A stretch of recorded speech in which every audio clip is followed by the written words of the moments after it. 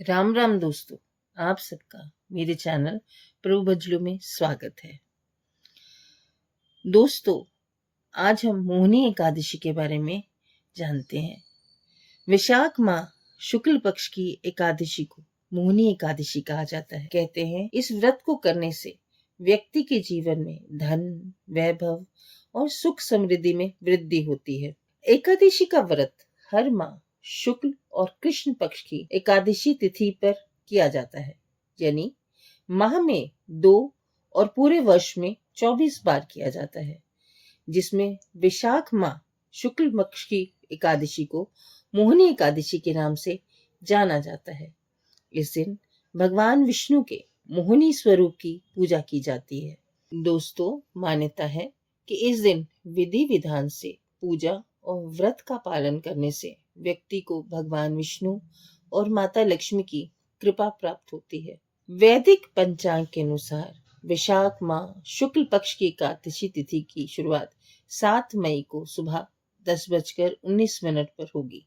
वहीं तिथि का समापन अगले दिन 8 मई को दोपहर 12:29 पर होगा। उदया तिथि की मान्यता के अनुसार एकादशी का व्रत 8 मई को रखा जाएगा। दोस्तों, मोहिनी एकादशी पर क्या करना चाहिए जाने। मोहिनी एकादशी के दिन भगवान विष्णु के मोहिनी अवतार की पूजा करनी चाहिए।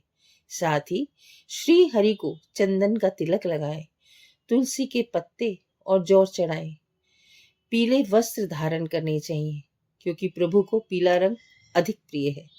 मोहिनी एकादशी का व्रत रखने वाले जातकों को एक दिन पहले यानी दशमी तिथि से ही सात्विक रहना चाहिए और सात्विक भोजन करना चाहिए। एकादशी का व्रत रखकर गौ की सेवा करें, उसे हरा चारा खिलाएं। मोहिनी एकादशी के दिन पूजा के बाद अनाज, गुड़ और क्षमतानुसार धन का दान करना चाहिए। अब जानते हैं मोहिनी एकादशी पर क्या नहीं करना चाहिए। मोहिनी एकादशी पर भगवान विष्णु की पूजा में तुलसी पत्ते जरूर चढ़ाएं, लेकिन इस बात का ध्यान रखें, इस दिन तुलसी को स्पर्श ना करें, ना ही तुलसी के पत्ते तोड़ें और ना ही तुलसी में जल डालें। एकादशी के दिन तामसिक भोजन का सेवन नहीं करना चाहिए, चावल भी नहीं खाने चाहिए। इसके अलावा काले वस्त्र भी धारण नहीं करने चाहिए। महिला और बड़े बुजुर्गों का अपमान नहीं करना चाहिए।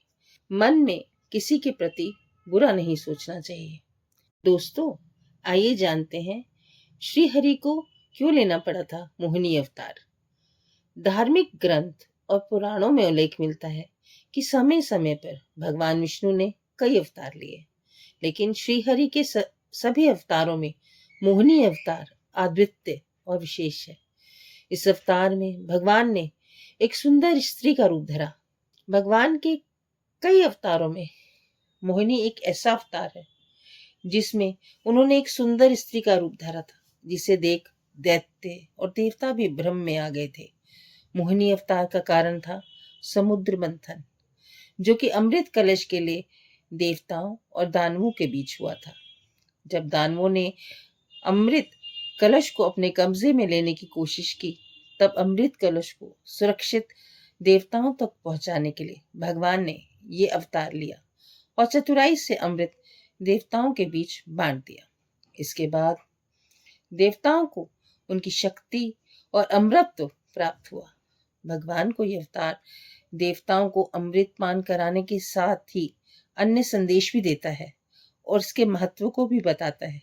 जैसे मोहिनी अवतार लेकर भगवान विष्णु ने संदेश दिया कि जब जब धर्म पर संकट आएगा, वे किसी न किसी रूप में रक्षा के लिए जरूर प्रकट होंगे।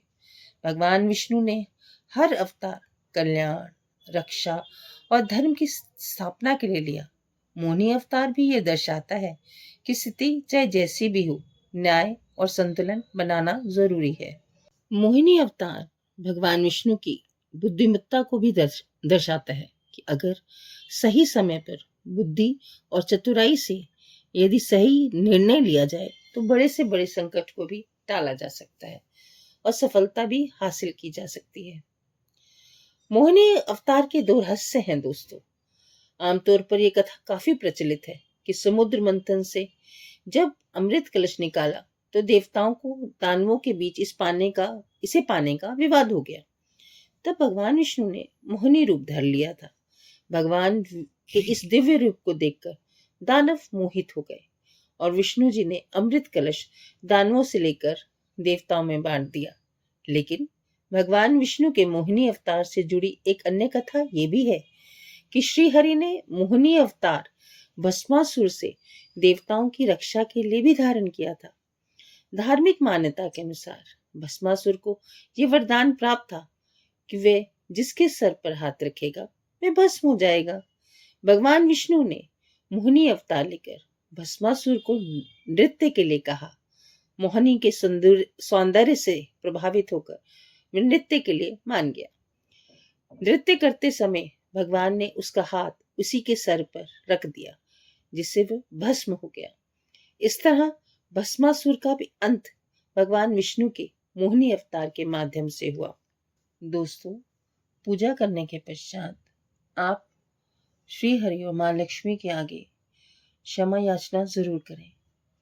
हम मनुष्य हैं, हमसे त्रुटि हो जाती है। भगवान हमारी त्रुटि को अनदेखा करें और हम पर अपनी कृपा बनाए रखें। दोस्तों, भगवान श्री हरि और माँ लक्ष्मी आप पर अपनी कृपा बनाए रखें।